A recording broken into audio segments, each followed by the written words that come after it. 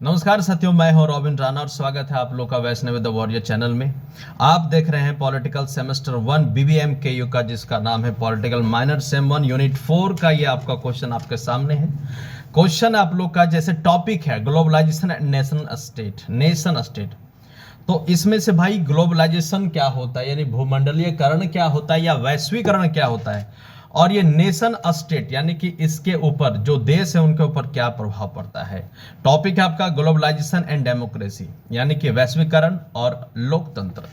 Globalisation and the issue of national sovereignty.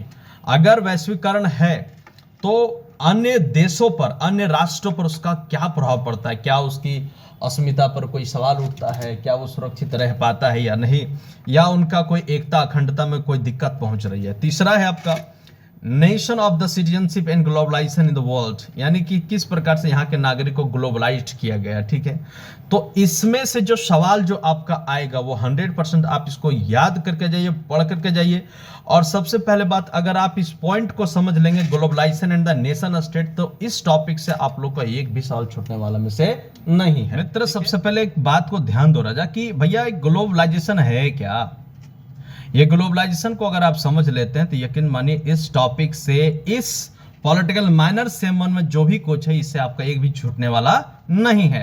देखो भाई, globalisation मतलब क्या होता है। सब देखो, ग्लोब, ये शब्द लिखा हुआ ना ग्लोब, तो ग्लोब का मतलब क्या हुआ, दुनिया, गोल, ग्लोब। ठीक है, और उस दुनिया में जितने भी है लाइजेशन है, जितने भी देश हैं, उन सबको मिला करके आपस में आदान प्रदान वस्तुएं जो होती है, सेवाएं जो होती है, गुड्स एंड सर्विसेज जो होता है, उसी को कहते हैं ग्लोबलाइजेशन, है ना। तो ग्लोबलाइजेशन जो वर्ड है सबसे पहले वो हार्वर्ड यूनिवर्सिटी में आया था। ठीक है, हार्वर्ड बिजनेस स्कूल के एक प्रोफेसर थे जिनका नाम था थियोडोर लेविट। उन्होंने 1983 में इस वर्ड का इस्तेमाल किया बाजारों को वैश्वीकरण करने के लिए, यानी ग्लोबलाइजेशन ऑफ द मार्केट। इसके बारे में हार्वर्ड बिजनेस स्कूल में इसका प्रयोग किया गया था। किनके द्वारा, तो थियोडोर लेविट के द्वारा। ठीक है, एक बात समझ में आ गया।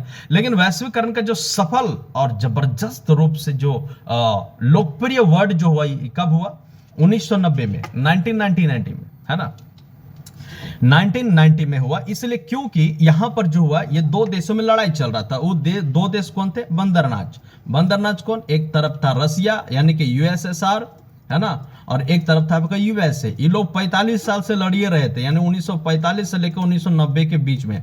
और यही ये दोनों देश के चक्कर में पूरा देश का ना वाट लग गया। ठीक है, अब ये देश जो है, अब इन्हीं का शांति समझौता करने के लिए, इनका प्रभाव दुनिया पर ना पड़े, इसी वजह से ये शब्द लाया गया ग्लोबलाइजेशन, यानी कि सभी देशों को पैसा मिलेगा, सबको इज्जत मिलेगा, सभी का सामान को खरीदा जाएगा, बेचा जाएगा, सबको एक सॉवरेनिटी दी जाएगी। ये नहीं कि सिर्फ अमेरिका का चल रहा है और रसिया की चल रहा है, इनडायरेक्टली देखे तो यही लोग का चल रहा है। लेकिन ये जो शब्द है, ये कमाल का शब्द है, ये दुनिया के लिए शब्द आया। ठीक है, आप इस विषय को जान रहे होंगे।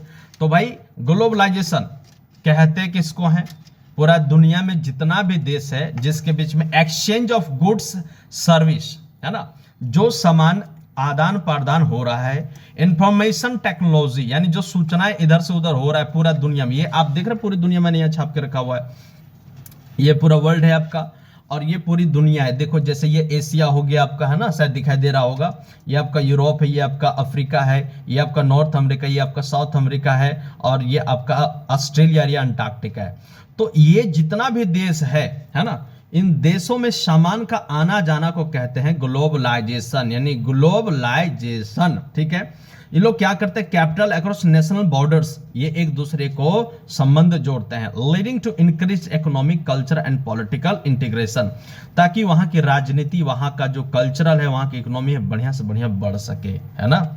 क्यों ऐसा होता है, इस ग्लोबलाइजेशन की वजह से क्या होता है, ट्रेंड एंड इन्वेस्ट, यानी कि मार्केट बढ़ जाता है। ठीक है, यानी लोग व्यापार करते हैं, इन्वेस्टमेंट करते हैं। ग्लोबल सप्लाई चेन्स, एक दूसरे देश के साथ ना दोस्ती बरकरार रहता है। ठीक है, अगर मान लीजिए अमेरिका हमारे यहाँ कुछ सामान बेचता है, इंडिया यहाँ पर है, ठीक है, अगर यहाँ से यहाँ कुछ सामान ऐसे करके बेच रहा है तो इंडिया और अमेरिका का दोस्ती ऑटोमेटिक हो गया। और वैसे भी आप जानते हैं जिस दुकान में आप रोज जाकर कुछ ना कुछ खरीदते हैं, उससे आपका दोस्ती हो जाता है, आप उससे उधार भी मांग लेते हैं और ये दे भी देते हैं, तो ये एक प्रकार का एक बॉन्ड बन गया, एक रिश्ता बन गया। ठीक है, दूसरा ये क्या कहते हैं, ग्लोबल सप्लाई चेन, सप्लाई हो रहा है यहाँ पर, मल्टीनेशनल कंपनी जो कंपनी एक देश को लोग जानता था, अब यहां पर बहुसंख्यक यानी एक से ज्यादा देशों जो कंपनियां हैं उन सभी को एक वैश्विक स्तर पर पूरा दुनिया में एक उसको एक पहचान मिलेगा। ठीक है, माइग्रेशन। अब राजा माइग्रेशन होता क्या है?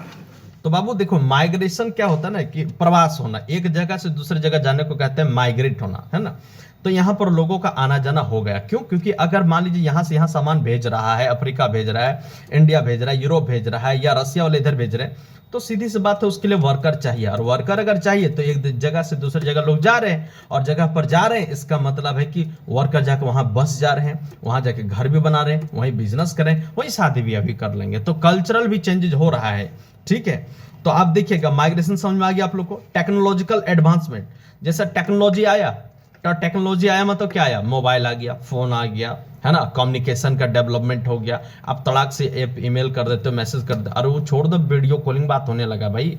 तो इससे ज्यादा और क्या कम्युनिकेशन होना चाहिए? तो क्या एक जगह से, क्या नहीं, पूरे दुनिया से हम कहीं भी बैठ करके हम लोग बातचीत कर सकते हैं, इंटरनेट से हम लोग सारा काम कर सकते हैं, और बिना ग्लोबलाइजेशन का। मान लीजिए अभी सुनीता विलियम्स ऊपर से आई, यानी कि स्पेस से, तो स्पेस से आई, तो क्या वो सिर्फ एक ही देश का निगाह था उनके ऊपर? जी नहीं, सभी देशों का निगाह था, है ना। वो हमारे देश के नागरिक भी नहीं है, लेकिन हमारे देश के मूल से जुड़े हुए, इसलिए सारी दुनिया को उनके प्रति सहानुभूति था। इसलिए कहा जाता है ना कि टेक्नोलॉजिकल एडवांसमेंट हुआ ग्लोबलाइजेशन के कारण, क्योंकि सभी देश के साइंटिस्ट मिल करके और स्पेस में काम करते हैं। ठीक है, कंपटीशन बढ़ा। 7 नंबर में क्या? कंपटीशन। सीधी सी बात है, नोकिया सबसे पहले आ गया। अब नोकिया आने का मतलब क्या हुआ कि फिर माइक्रोसॉफ्ट आ गया, फिर आपका वीवो आ गया, एमआई आ गया, अब एप्पल आ गया। तो ये सब क्या है ना कि एक दूसरे देश का कंपनी को लोग पछाड़ने के चक्कर में रहते हैं। इसलिए पछाड़ने के चक्कर में रहते हैं क्योंकि मेरा सामान ज्यादा बिके। कहां बिके? पूरी दुनिया में, ग्लोबल लेवल पर बिके। ठीक है, इनकम इनइक्वालिटी। इससे क्या होता है? इनकम इनइक्वालिटी, यानी जो पैसा लोग कमाते हैं इसमें इक्वालिटी नहीं है बल्कि इनइक्वालिटी है, असमानता है। भैया असमानता तो रहेगा।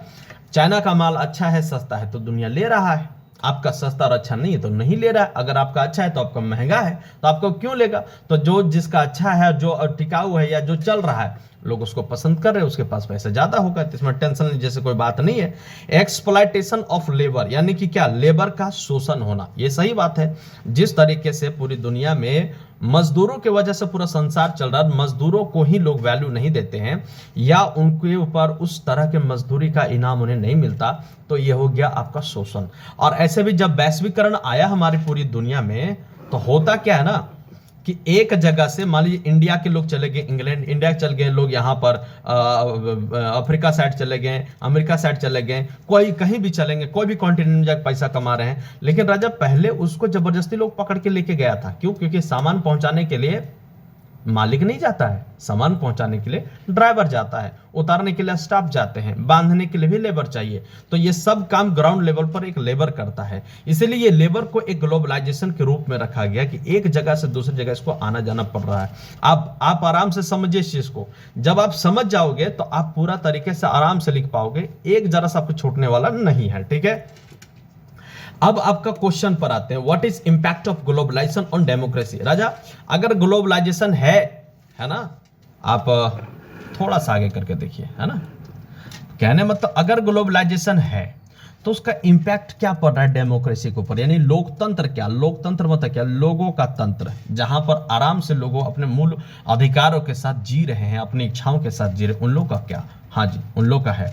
उनके ऊपर सकारात्मक और नकारात्मक दोनों पड़ेगा। उनके सरकार के ऊपर इंपैक्ट पड़ेगा सकारात्मक रूप से और नकारात्मक रूप से, दोनों रूप से। जैसे थोड़ा सा देखेंगे क्या है। सबसे पहले लोकतांत्रिक मूल्यों का प्रसार। अब मान लीजिए अमेरिका में मूल अधिकार है, मूल अधिकार, वहां के लोग कुछ भी बोलते हैं तो चलता है। वहां के लोगों को यह माना जाता है कि आप जैसे वहां ब्लैक एंड व्हाइट का लड़ाई, ठीक है, तो वहां के लोग अपने सरकार के खिलाफ आवाज उठाते हैं। तो वही चीज अपन देश में भी चला है। फ्रांस में आपका समानता, भाईचारा और बंधुता जैसे वर्ड निकल के आया, फ्रेटर्निटी, इक्वालिटी, लिबर्टी सब निकल के आया, तो उसका आंदोलन अपने देश में भी बढ़ा, है ना। समझ में आ रहा कि नहीं। अंतर्राष्ट्रीय संस्थाओं का प्रभाव, ऑफकोर्स अंतर्राष्ट्रीय संस्था का, जैसे एप्पल मान लो कंपनी है, यहाँ एप्पल, क्या एप्पल का प्रभाव भारत में नहीं है? माइक्रोसॉफ्ट का नहीं है, या सुजुकी का नहीं है? क्या अपने देश के हैं? जी नहीं, एकदम दूसरा देश का है ना।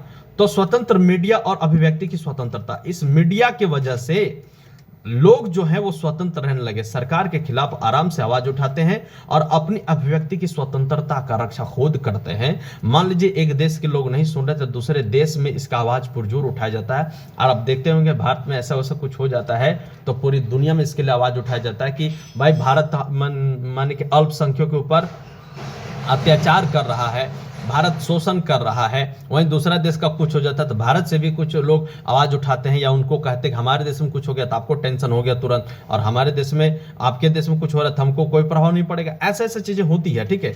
तो मीडिया का प्रभाव पड़ गया, ठीक है। अब सामाजिक आंदोलन और नागरिकों का यहाँ पर जो सुरक्षा, सामाजिक आंदोलन जैसे कि स्टूडेंट यूनियन का हो गया, या फिर आप देखिए किसान आंदोलन हो गया, या अफ्रीका में आपका चला समानता के खिलाफ, यानी कि लोगों को इक्वालिटी चाहिए, ब्लैक एंड व्हाइट का लड़ाई नहीं चाहिए, सामाजिक आंदोलन हो गया, ठीक है। समाज का सशक्तिकरण, तो ये ग्लोबलाइजेशन, पूरा दुनिया में अगर इंफॉर्मेशन टेक्नोलॉजी शेयर नहीं होता तो ये सब आगे नहीं होता, सीधी सी बात है।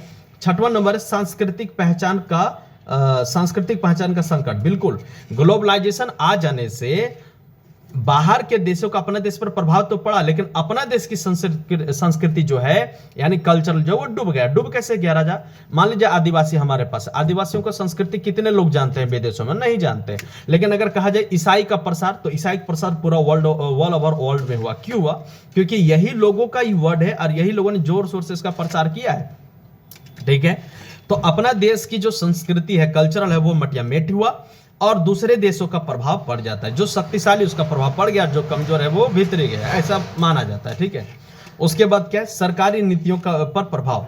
असल में सरकारी नीतियों का प्रभाव क्या होता है? मान लीजिए पाकिस्तान कंगाल हो गया, 700 रुपए किलो आटो वहां बेचने वाला लोग था। अब यहाँ सरकारी नीतियां जो है, तो इसमें से उन लोग IMF यानी इंटरनेशनल मनी फेडरेशन वाले इनको लोन नहीं दे रहे थे, वर्ल्ड बैंक लोन नहीं दे रहा था। क्यों नहीं दे रहा था? इसका नीति अच्छा नहीं था। जब नीति अच्छा रहेगा तो देश में बजट आएगा, पैसा आएगा, और पैसा आएगा तो लोग आपको पैसा देंगे, तो पैसा आपके पास है या नहीं तो लोग आपको देंगे क्या, है ना।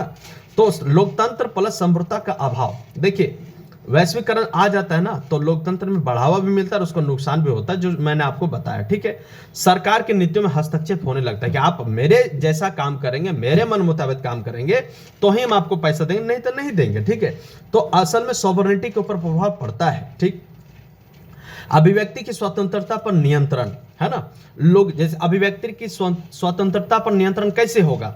मान लीजिए कोई लोग आंदोलन करने लगे तो सरकार, सांप्रदायिक दंगा होने लगा तो सरकार जाकर के वहां सबसे पहले धारा 144 लगाता है, इन लोगों को वाट लगाता है कि आप अभिव्यक्ति के नाम पर ये मत बोल दीजिए कि भारत तेरे टुकड़े होंगे इंशाल्लाह इंशाल्लाह, ये नहीं चलेगा, ठीक है। तो इस प्रकार की चीजों को रोक लगाया गया, है ना। असामाजिक तत्वों को रोक लगाया गया। ये तो ग्लोबलाइजेशन का ही प्रभाव है। अंतर्राष्ट्रीय सहयोग और लोकतंत्र की मजबूती, ये सबसे बड़ा बात है। जब एक दूसरे देश के साथ कल्चरल चला गया, एजुकेशन चला गया, इंफॉर्मेशन चला गया, टेक्नोलॉजी चला गया, बात विचार होने, दोस्ती हो गया, तो सीधी सी बात है दोस्ती होने से क्या होगा? तरक्की होगा। और दुश्मनी होने से क्या होगा? उस दुश्मन को अपने दोस्तों देशों के साथ मिलाकर उसको हराया जा सकता है। जैसे अमेरिका सबके साथ मिल करके रसिया को खदेड़ने चक्कर में रहता है, इसलिए रसिया और यूक्रेन की लड़ाई हो रही है। रसिया भी कहता है कि हम अपने जो एशिया वाला देश है और अफ्रीका, इनको साथ मिलकर के 13 वाट लगा देंगे, और इसीलिए यहाँ इजराइल और हमास का लड़ाई चल रहा है। आई होप कि आप लोग को समझ में आ रहा होगा कायदे से। और इस प्रकार से जब ये समझ में अगर आपको आ गया है तो आपको आगे कोई दिक्कत होने वाला नहीं है, और ग्लोबलाइजेशन के ऊपर तो आपको डाउट नहीं होना चाहिए, ठीक है। अगर फिर भी कोई डाउट है तो आप अपने कमेंट बॉक्स में लिख सकते हैं। अपना ख्याल रखें, मस्त रखें, एग्जाम बढ़िया से लिखें, जबरदस्त रूप से एक पढ़े लिखे स्टूडेंट के जैसा। धन्यवाद।